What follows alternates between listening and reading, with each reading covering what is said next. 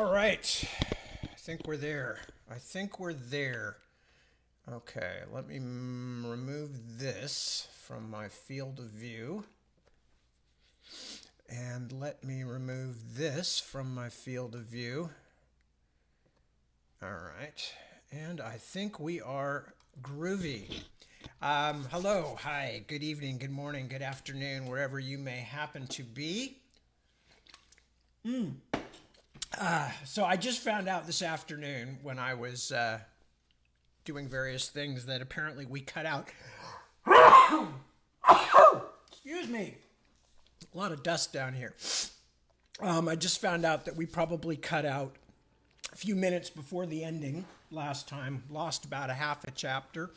So I just found it. That's why we were a minute or two late starting. That was before the sneezing. And as a result, I started slightly late because I was trying to find where exactly I had left off, and it was slightly hard to track it down. But I have now tracked it down. Oh, yeah, and I need that light too, don't I? There we go. Okay.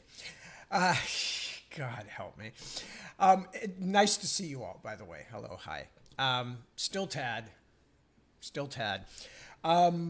Okay, so yes, so I will be starting back a few pages from where I thought I had finished last night, but that's okay. I don't mind rereading.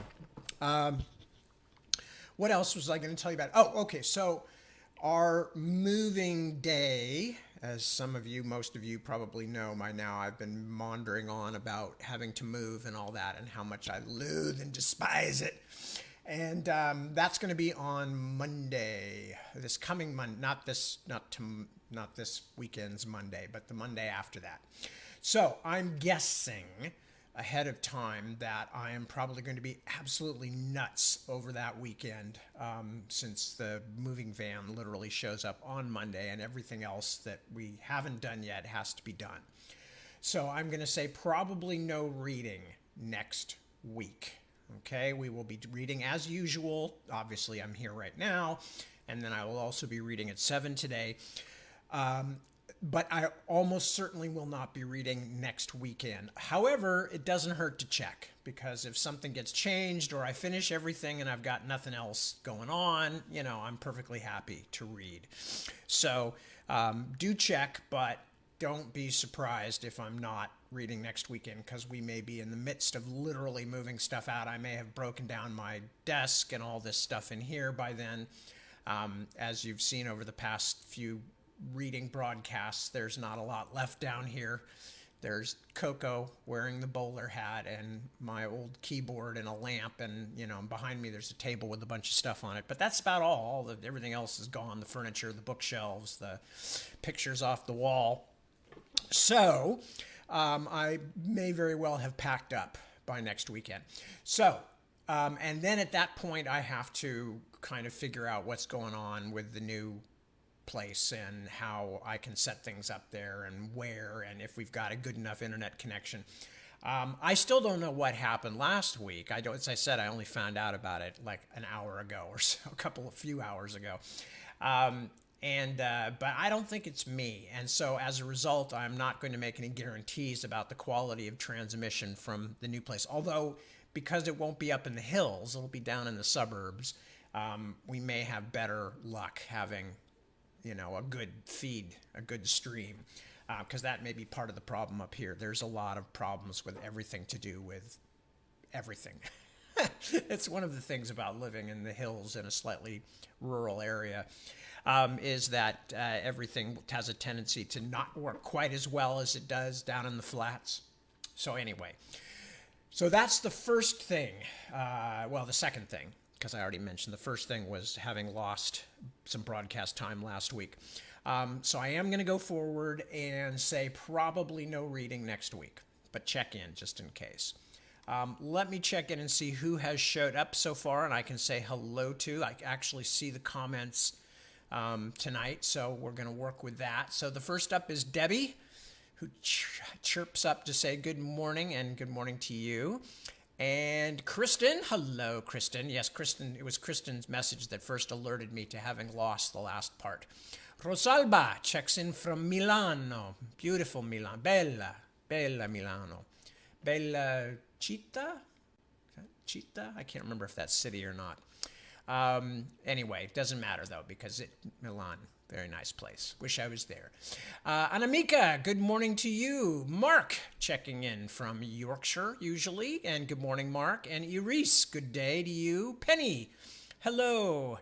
And Penny says, Happy Mother's Day to my beautiful wife and all the mothers out there.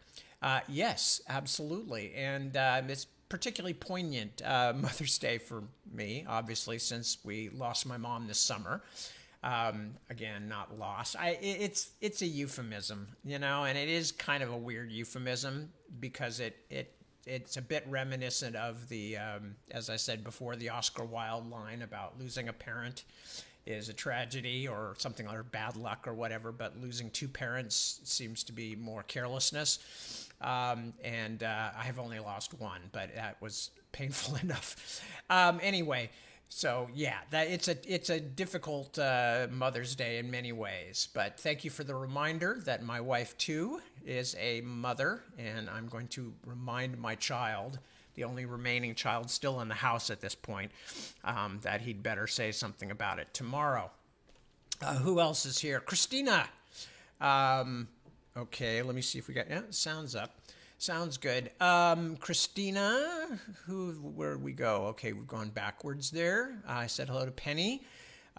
Christy, hello, Christy. Good to see you. Iris, I got. Penny, I got. Christy, I got. Hello, good morning, Christy. Christina, hello and good morning to you. Everything keeps going backward. God, this thing is not meant for people to use in real-time situations, is it? Anyway, so good to see you, Christina. Chris Fab, of course. Hello, Chris. Good morning.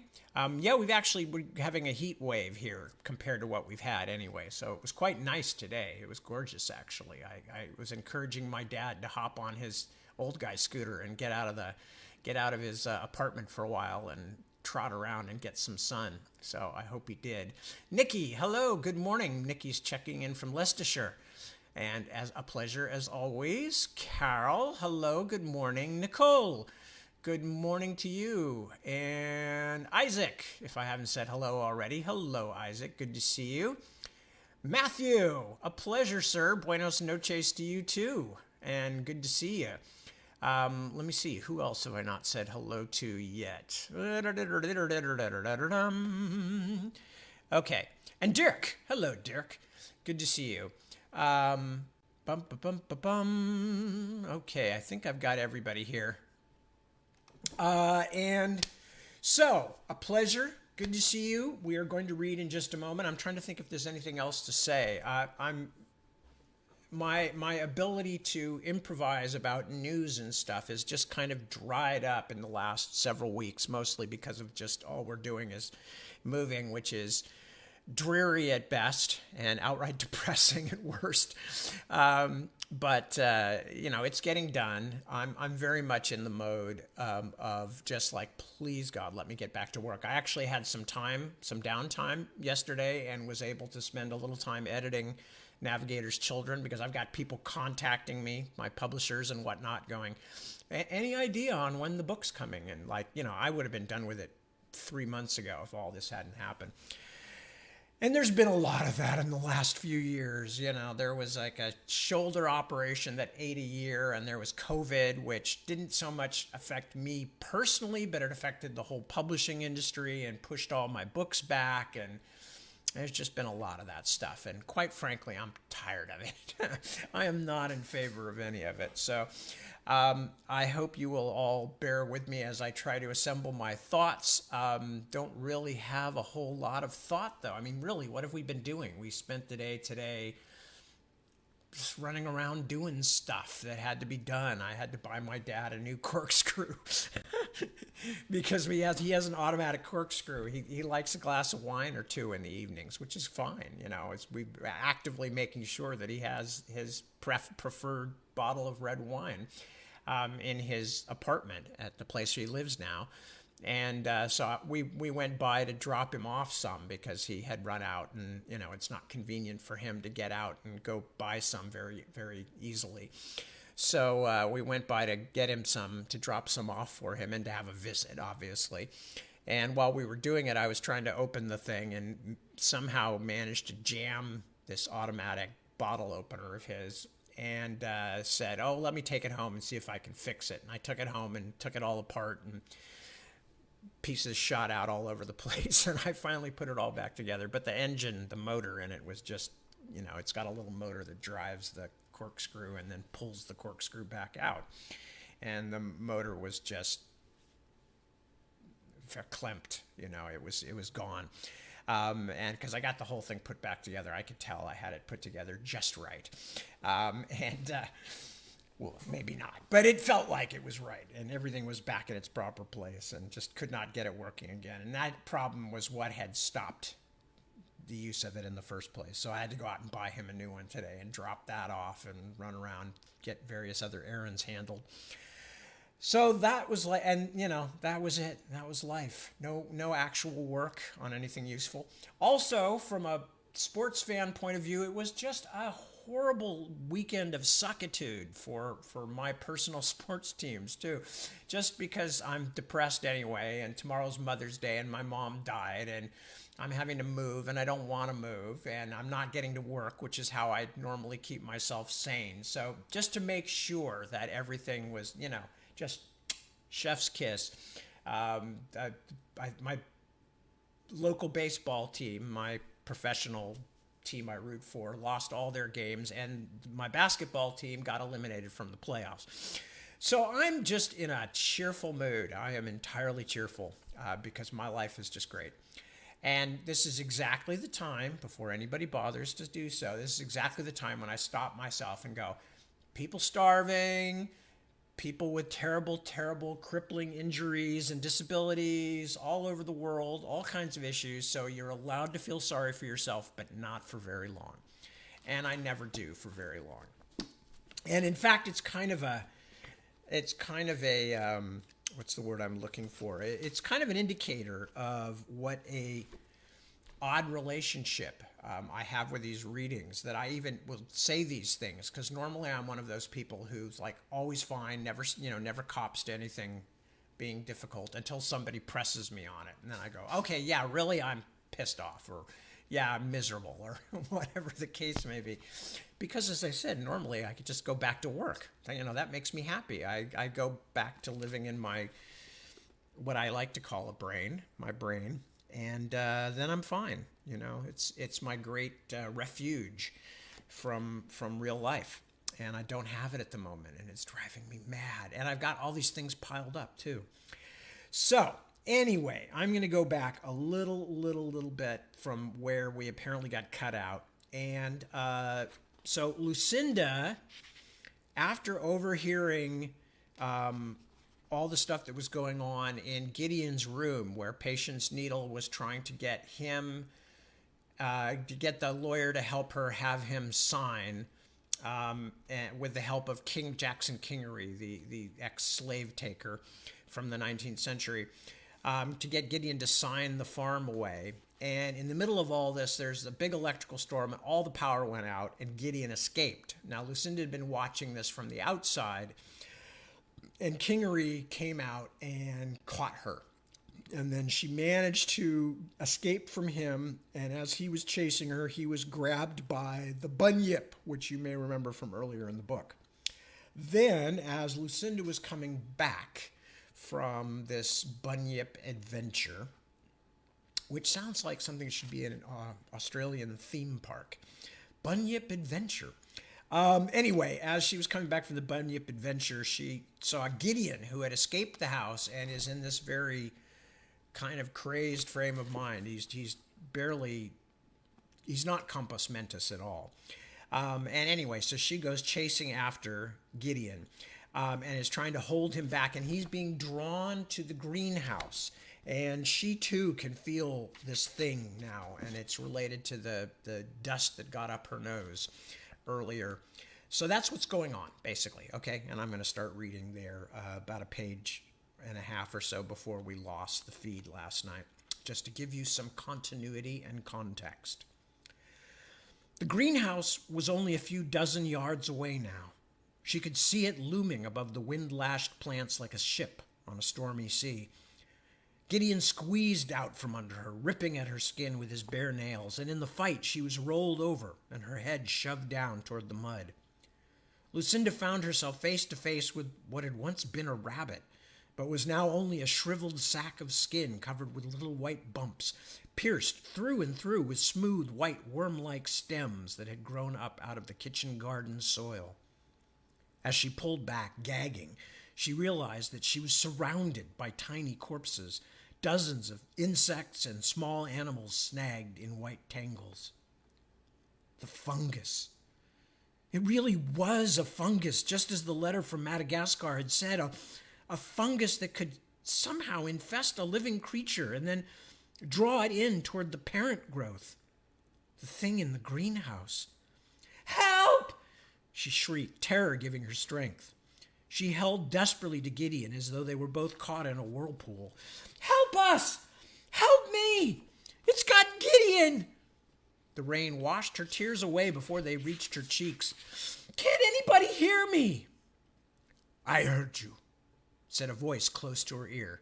"You can let him go." Strong brown hands closed on Gideon and lifted him from her grasp as easily as plucking a dandelion. Mr. Walkwell carried Gideon back many yards to the edge of the garden, then dumped him on the ground. The caretaker leaned down and flicked his finger at the back of Gideon Goldring's skull, and the old man in the muddy bathrobe immediately collapsed in a heap. "I did not want to do that to him." Mr. Walkwell's hooves were plunged deep in the muddy ground. "But the thing has enslaved him." "Oh, thank you, Lucinda began, but Simos Walkwell was already striding past her toward the greenhouse. "Get the others. I will need help," he told her. She felt too exhausted even to stand. "Where are they? Where's Ragnar?" "He cannot come." He waded through the greenery like a fairy tale giant crashing through a forest. "The manticores are out," he called, "and some of them are in the reptile barn." The reptile barn? No wonder poor Desta had seemed so frightened. Lucinda got to her feet, about to run back to the house, but saw that Gideon was already stirring and beginning to crawl toward the garden again. "Mr. Walkwell, wait!" The man with the goat's hooves had almost reached the greenhouse. "You must deal with it," he shouted. Another flare of lightning blazed across the sky and lit up the entire garden. A huge cloud of what looked like white dust puffed out of the greenhouse, enveloping Mr. Walkwell like a fog. Thunder boomed, then lightning scratched across the sky again. Even as Mr. Walkwell waved his arms, trying to clear the powdery mass, countless white tubes or stems suddenly wriggled up out of the greenery to tangle and tie him like Gulliver on Lilliput's beach. Mr. Walkwell fought back, snapping many of the faintly luminous stems, but for every one he broke, several more wrapped around him, lively and clever as fingers. Within instants, he had become a wriggling, man-shaped mass of fungus strings, but his thrashing was already beginning to slow. "Oh, God, somebody help us!" Lucinda shrieked. Gideon was crawling back into the garden. She wrapped her legs around his waist and then threw herself down, grabbing at the thickest, most well-rooted plant she could reach. But she knew that her failing strength couldn't hold out long against the pull of the thing in the greenhouse. Rain splashed dirt into her eyes. "Help us, please!" Then, to her immense relief, she saw that somebody was coming toward her with a flashlight. She prayed it was Ragnar, or one of the Mongolian herders, anyone who could help her keep Gideon from the greenhouse.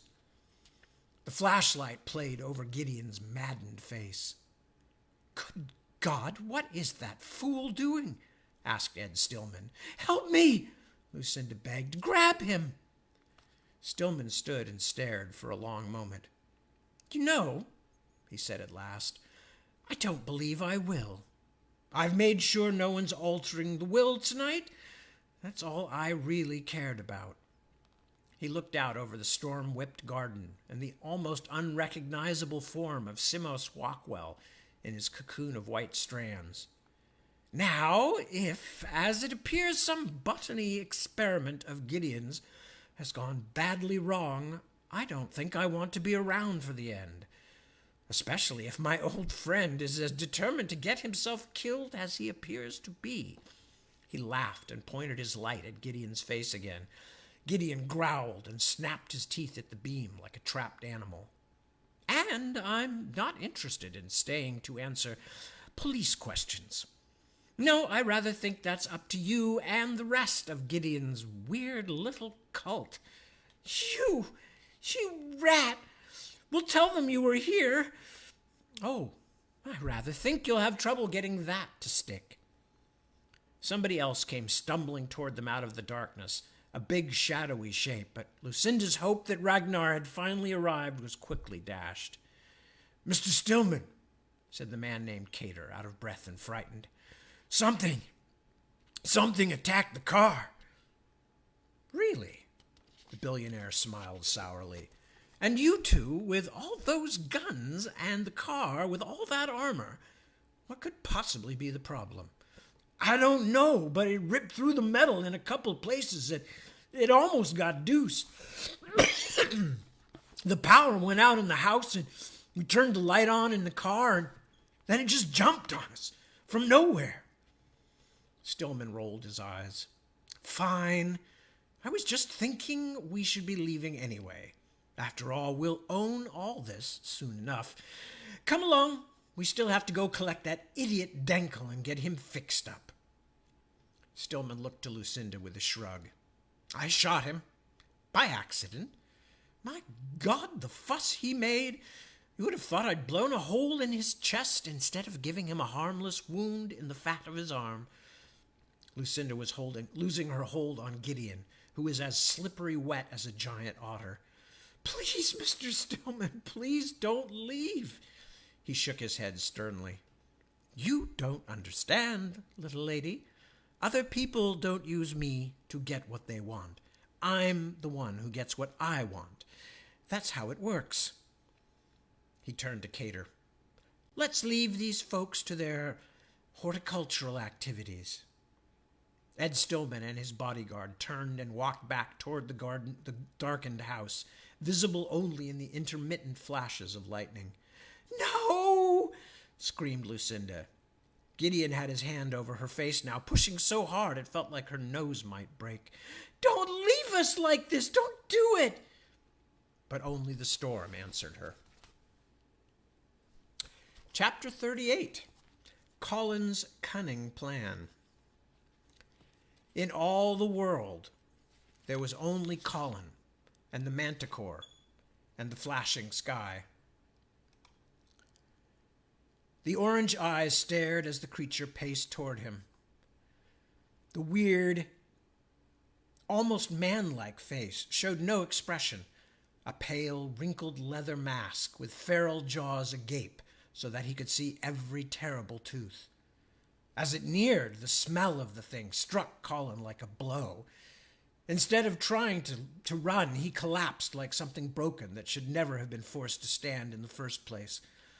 Then the huge shape loomed above him, blocking light and hope, choking him in that terrible sour smell as he waited for the end. Then it stepped over him, and rain struck Colin's face again. Sky. The sky was above him once more, but where was the monster? For long, long moments he waited, empty as a torn sack, and in the screaming center of his thoughts he wondered if the thing meant to play with him before it killed him, like a cat with a mouse. At last, when nothing but warm rain had touched him for long seconds, he cautiously opened his eyes. Colin turned his head slowly, mud rolling beneath him, and saw with blinking surprise that the manticore was walking away from him, less like a stalking predator and more like a ship in a strong wind, lurching and swaying as it stepped onto the gravel drive. It turned and took a few steps toward the far end of the house, away from the kitchen. Then it slowed, stopped, and began to shiver, a violent shake from tail to head and back again, so that the creature seemed to be pulled between two invisible masters, one at each end. It staggered, overbalanced, and then collapsed to the ground, where it lay, kicking and twitching. Colin did not even consider moving. He lay peering at it through slitted eyes, holding his breath. As he had feared, the creature lurched to its feet again and took a few wobbly steps before finding its balance. But instead of turning toward him, it resumed a slow, slightly unsteady march toward the space between the end of the house and the nearest outbuildings. Where was it going? The beast seemed to have some terrible duty, something that would carry it forward as long as strength lasted.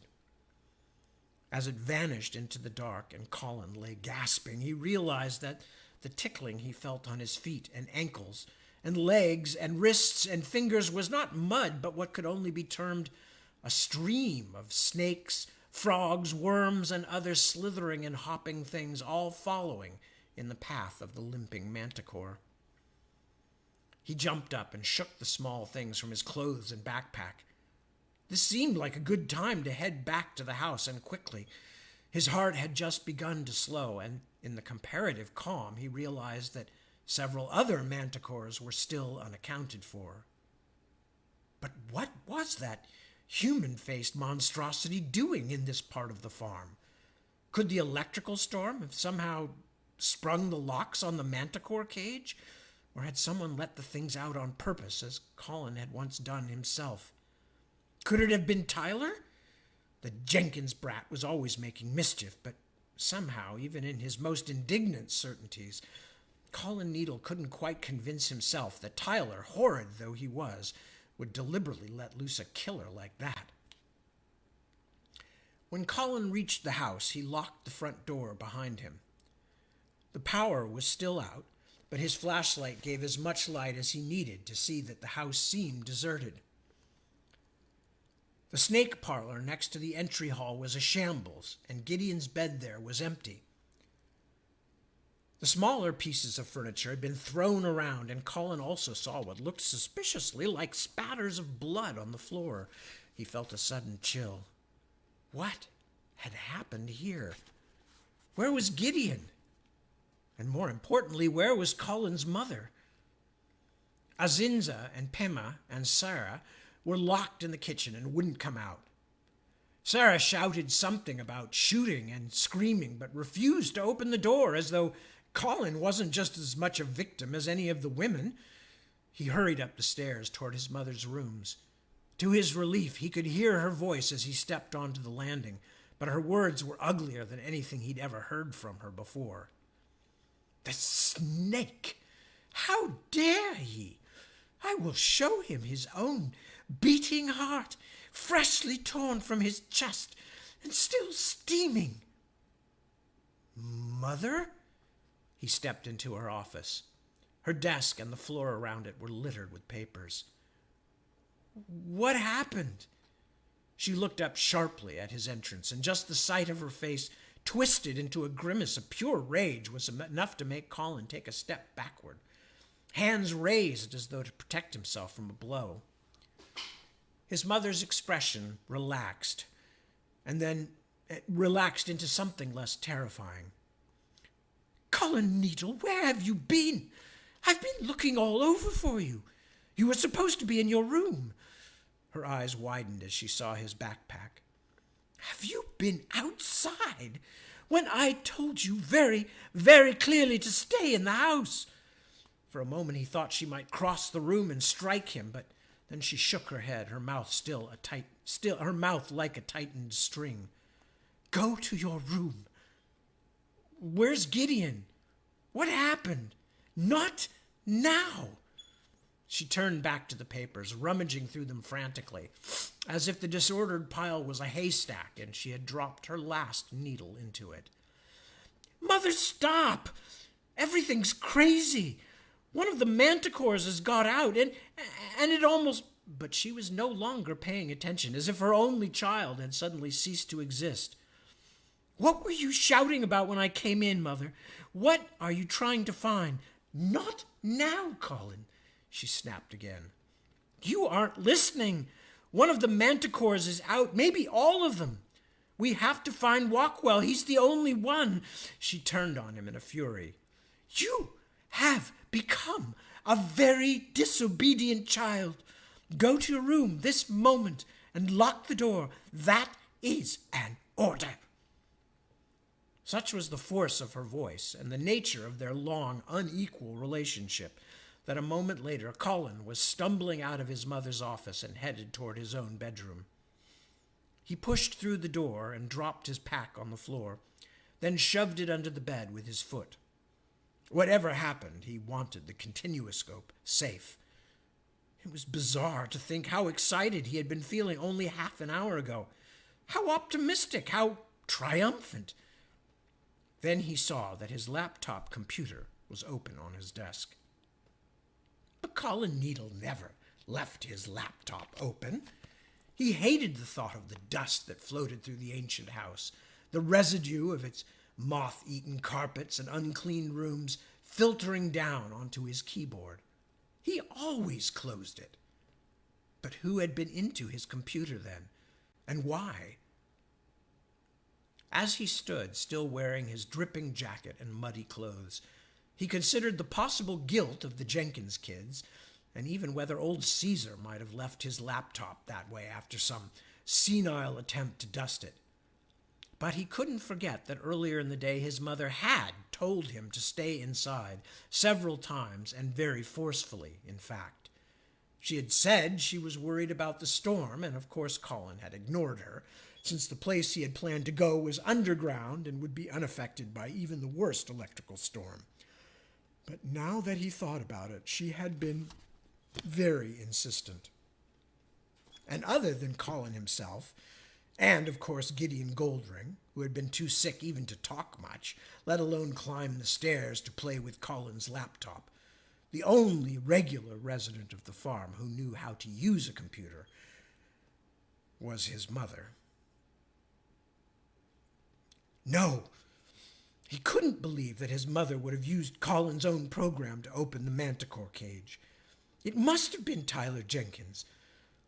But no matter how hard he tried, he couldn't convince himself. His mother had been preparing feverishly for something all day.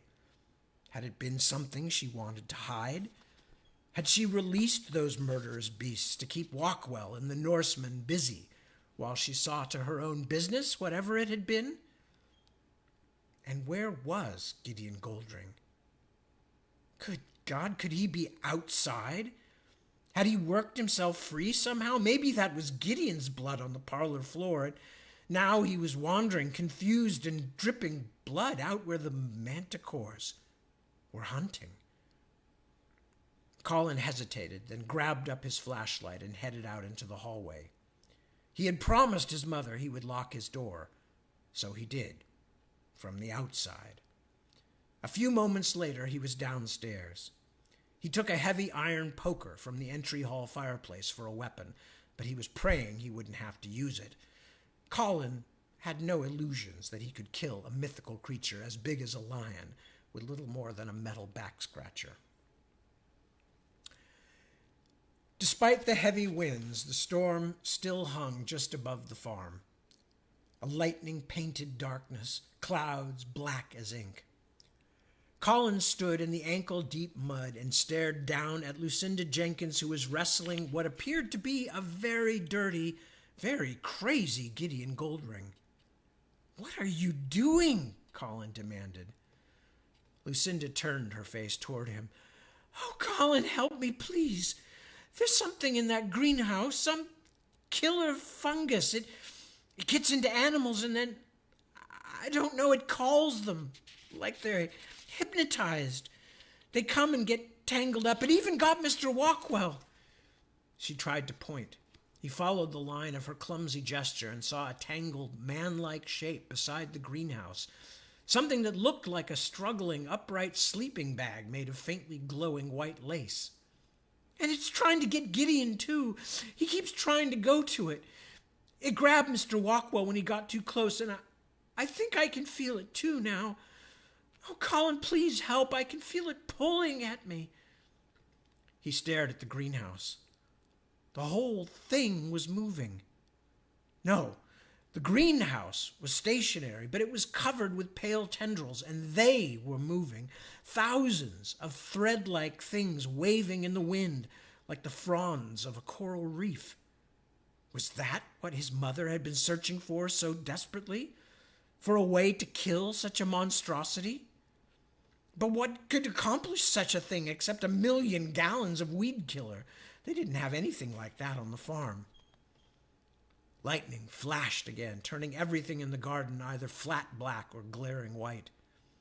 He looked down at the fire iron in his hand. Electrical storm? He suddenly thought. Lightning? He threw the fire iron away. It spun through the rain and squelched down into the mud, but even as he watched it, he suddenly thought of something. Something crazy. Something big. Without a word, he turned his back on Gideon and Lucinda and ran toward the farmhouse. "No, where are you going?" Lucinda shrieked. "Colin, come back. Come back or I'll hate you forever. I can't hold him any longer." "You have to. Just for a minute," he called back over his shoulder, hurrying his words before the thunder would drown him out again. "I'll bring back something to tie him with. Just hold on." Because Colin had an idea. "That's right," he told himself. "I'm going to save Gideon. I'm going to save everybody. Watch Tyler Jenkins try to top that."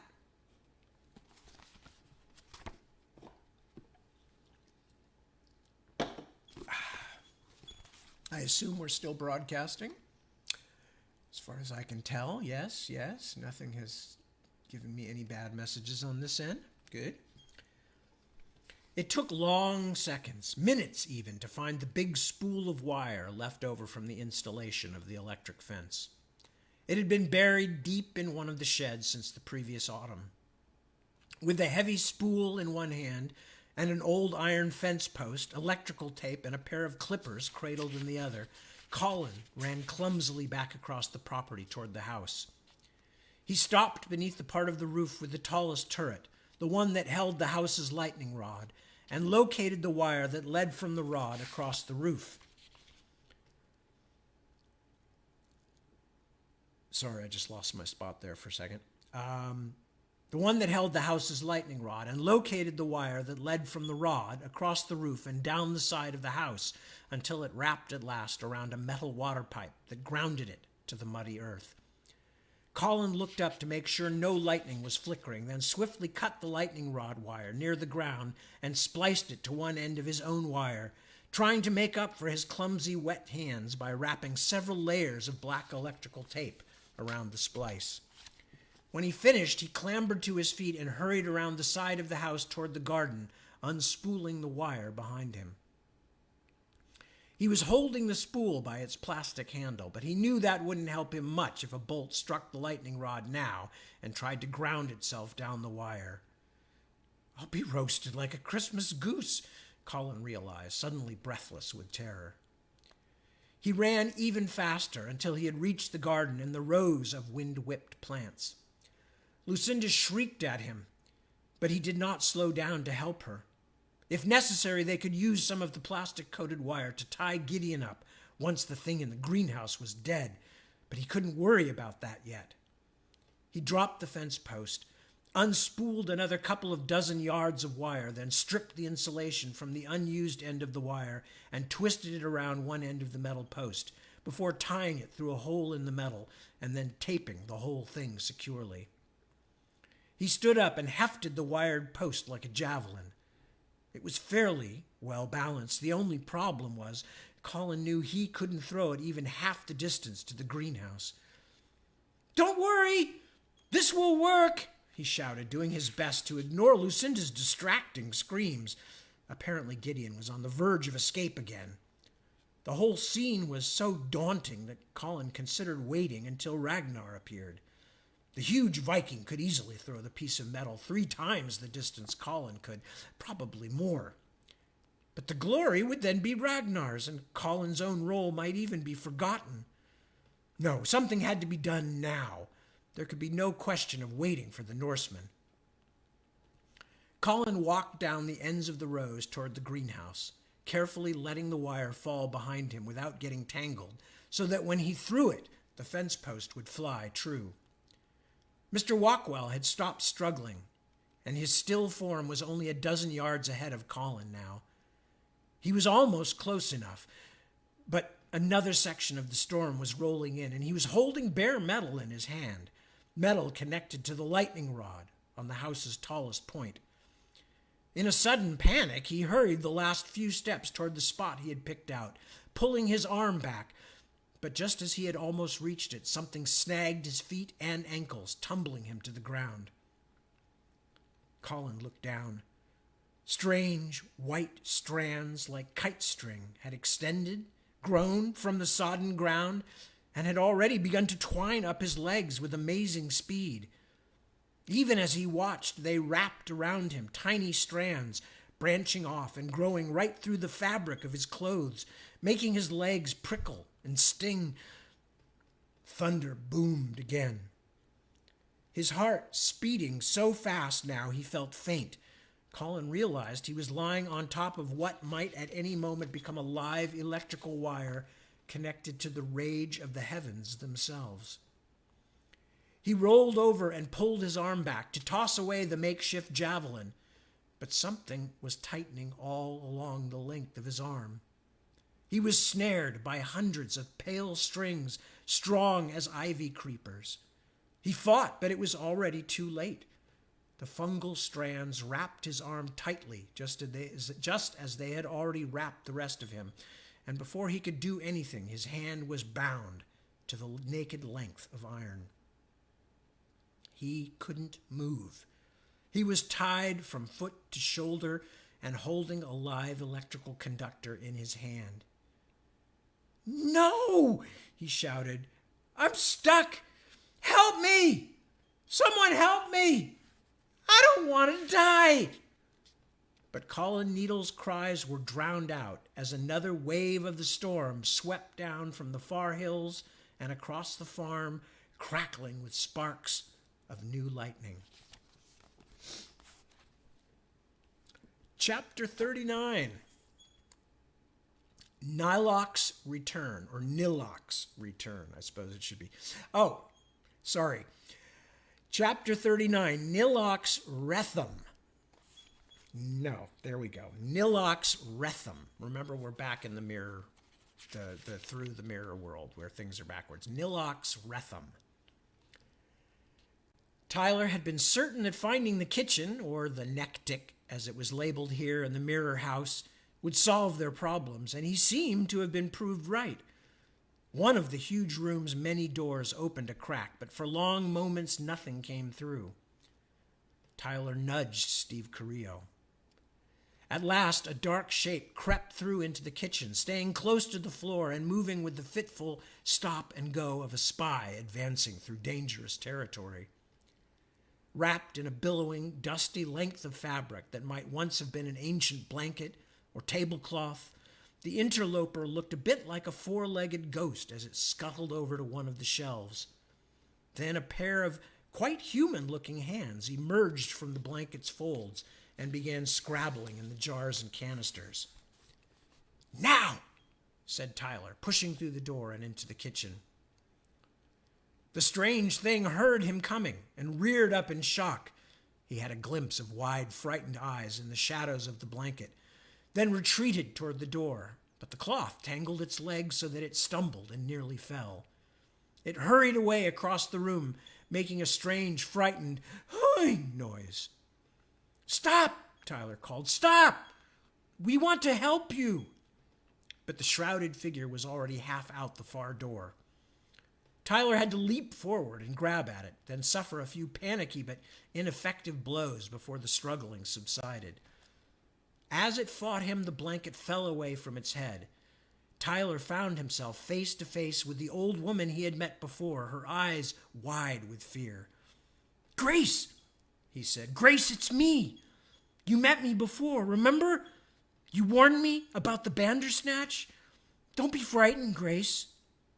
She was still trying to pull away, even as she watched him and listened, as though her body was not entirely under the control of her mind.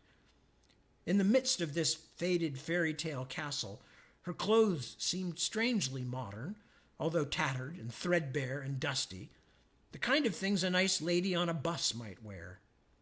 Grace had disappeared 20 years earlier. Had 20 years passed for her in this place, or had it seemed much more? At last, she stopped wriggling. You're Grace? She asked. No, you are. He turned to Steve, who was staring nervously from the doorway. It's okay. This is how you were, too. Help me with her. He turned back to Grace. Don't be afraid. That's just my friend Steve. He was trapped here, too. He got out. Now we're going to get you out. Out? She said slowly. What do you mean? She wasn't fighting now, but it felt like she might begin again any moment. What if she cried out? If those bug things here were the weird reflection of the sweet, friendly kitchen workers in the real ordinary farm, he definitely did not want to meet anything more unpleasant, like a mirror manticore. Out, he told her, making his voice as soothing as he could. We're taking you back to where you came from, Grace. Don't you remember Ordinary Farm? The real Ordinary Farm, not this backward place? Gideon? Octavio? None of the names appeared to ring any bells for her, which frightened him. Steve had taken a while to get his memory back. Maybe she had been here so long she never would. Do you remember anyone? Who might be particularly memorable from Grace's days on the farm? Mr. Walkwell? From Greece? She paused in surprise, then nodded slowly. He's kind. Yes, I remember him. He's kind. Relief flowed through Tyler. Well, he's there. He's waiting to see you again, Grace. And so is your husband, Gideon. The woman's expression suddenly turned worried. Gideon, he's angry with me. Shouted. I remember. He's not angry anymore. He wants you to come back, really. She allowed herself to be maneuvered toward the door, but when she saw the stairs, she balked. No, not up there. The white lady. The one with the eyes. That didn't sound very nice. Don't worry. Whoever she is, she's not there now because that's where we came from. Come on, it's okay. But as they finally coaxed her up the last set of steps toward the passage leading to the room where the mirror waited, they heard a rustling, and the air was suddenly full of the scent of ashes, the cold, acrid stink of something that had burned long, long ago. Tyler, who was bringing up the rear, looked down as a shapeless head, surrounded by tattered gray filaments, peered up at them from the depths of the stairwell. It's that thing from the library. The Bandersnatch, Tyler called, trying to keep his voice low, even as his mouth and throat went dry with terror. Run! He put his hand in the middle of Grace's bony back and pushed, almost lifting her up out of the stairwell and onto the hallway floor. Steve was tugging her arm so hard Tyler hoped he didn't damage her, then thought, no, God, no, better a broken arm than to get caught by that thing. Tyler knew he shouldn't look back, but he had never been very good at doing the sensible thing. Curiosity may have killed the cat, Tyler Jenkins, a teacher had once told him, but if it had also been as stubborn as you, it would have quickly lost the other 8 lives as well. He snuck a glance back over his shoulder. He had seen the otherworldly thing chasing them the last time he came through the mirror, had even seen a little of its terrible, vague face, but this time he recognized something in the dead gray features. Whatever it had become, The Bandersnatch had once been some version of his great uncle, Gideon Goldring. Steve slowed to a trot in front of him as they burst out into an open hall. "What are you doing? Keep running," Tyler said. He almost ran into Grace, who was suddenly stumbling. "Where are we?" Steve spun in a circle, his eyes wide with terror. "I don't recognize any of this." Tyler was about to shout at him, but he realized a second later that he didn't either. "Oh, man," he said, "you're right. How did we wind up here?"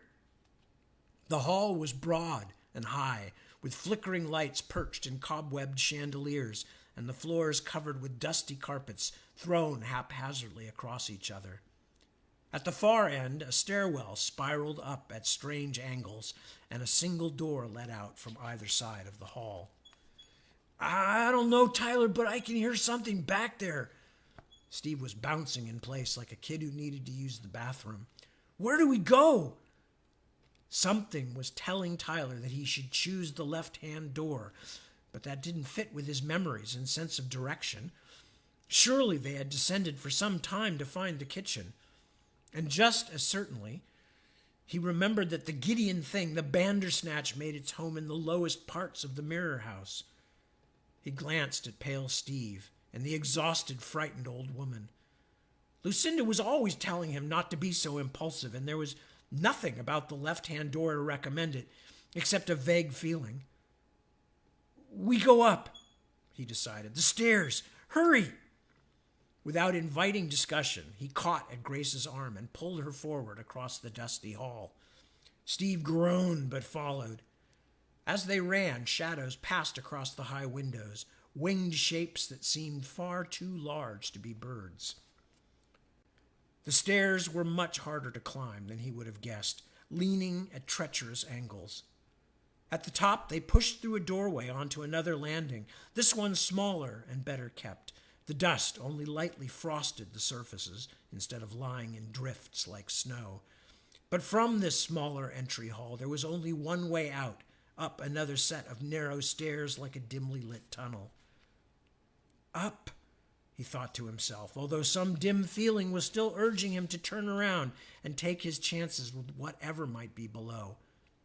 Up is the only thing that makes sense. We'll either find a way out or we'll find some light. "I want to get out of here, Tyler," Steve said, huffing up the stairs behind him. "I really want to go home, man. My parents must be going crazy."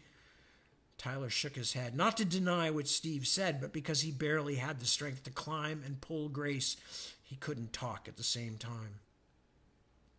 They spilled out into a room that was the cleanest and best lit they had yet seen, but still dim and dusty by most standards. Something about it seemed familiar, although Tyler knew he'd never been there. It was some kind of sitting room with chairs and small tables and sideboards. Photographs in frames stood on every surface. Tyler thought there must be 100 or more, and as he moved into the center of the room, he realized they were all of the same woman. Her face always blurred by shadow, but her slender, upright figure and graceful bearing recognizable in each likeness, no matter how strange the other things in the pictures. "It's like that place Lucinda told me about," he realized. "The parlor in the real house with all the pictures of Grace. The shrine, Luce called it." He watched the real Grace moving between the pieces of furniture, oblivious to the faded photographs, and wondered why they meant so little to her. Then something screeched. The cry was so loud and harsh that for a crazy instant Tyler thought it must be one of the shadow birds he had seen outside the hall windows, loose in the house and swooping toward them. "Rethum ut muck," it cried. "Read Rethum ut muck." Tyler and Steve looked at each other in shocked surprise, but it was Grace who seemed the worst affected. She let out a whimper of fear and fell against one of the tables, sending the pictures crashing to the floor. "It's her," she moaned. "The white lady. She'll catch us now for sure." Something heavy was coming nearer. something strange and clumsy, dragging and bumping toward them. The lights, then lights brighter than any of the house's flickering bulbs, flashed in the corridor outside the picture parlor. "Nilak!" the thing cried, and the edge in his voice grew sharper, more jagged. "Nilak! Oirare!" "Oh, man, it's talking backward," said Steve. "Nilak, it's yelling for Colin." "Nilak!" the thing howled, and something crashed against a wall and broke. Now Tyler knew who it was, if not what it was. He also knew that the horrid sounds, getting louder each moment, left them only one hope. "Run!" he shouted. "Back down the stairs!" He reached over and gave Steve a shove in the back. "Hurry!" As they pelted down the stairs, Tyler did his best to keep Grace upright. Her legs kept moving, but she seemed barely conscious, murmuring as though caught in a terrible dream and trying to wake herself up. They reached the bottom of the crazy, curving staircase. Steve tumbled onto the floor but got up quickly. "Which way?" he shouted. Which one had been the left-hand door? They were facing the other way now, so it had to be the one on the right. "There, go!" Tyler was furious with himself. Instead of trusting his instincts, he had tried to do what someone else would have done. He, Tyler Jenkins, explorer of the fault line, a navigator of the mirror world, and it had almost got them killed. In fact, he thought as he half carried Grace after Steve, it still might. As they sprinted across the hall toward the door, something big came down the stairs behind them, something tall and stretched, with long, waving arms, a twisted figure wrapped in billowing white like a misshapen bride. Twin beams of brilliant light stabbed out from the place where its eyes should have been, their glare obscuring the thing's face as its gaze raked the walls of the great hall and then fell on Tyler and Steve. "Mess is I," it cried. "Nilak mula bhatsni." And on that incomprehensible bit of dialogue, we will cash it in for the night. I hope we are still on. I hope everything is still working today. And I will assume so, since I haven't heard otherwise, and I actually could see the comments tonight. So, thank you all for joining me. It's a pleasure. As I said, I will be reading later today at 7 p.m. and may actually finish the book, I think. We're down to a fairly short section. I don't know if I'll finish. I may read extra long just to finish it so that we will have a more even flow into. So those of you who will be around tomorrow, be prepared. It might run a little bit longer just to get it done. And then I will probably be not reading next week. Yeah, because of the move. And then we'll see what happens after that, but just check on my social media and I will mention what's going on, or, plus I'll probably be on there minging and moaning and complaining about having to move in and get everything set up and all that kind of stuff and trying to get back to work again and all the usual things that I whinge and minge and moan about. Anyway, so as I said, I am going to, nobody has... Good. Okay. Nobody seems to have come on to say that we went off the air, so we'll assume everything went well. Thank you for joining me. A pleasure as always to have you. Be good to yourselves. Be good to your loved ones and your friends and neighbors. And if we all help each other out somehow, we will all manage to struggle through. I will see you at 7 p.m.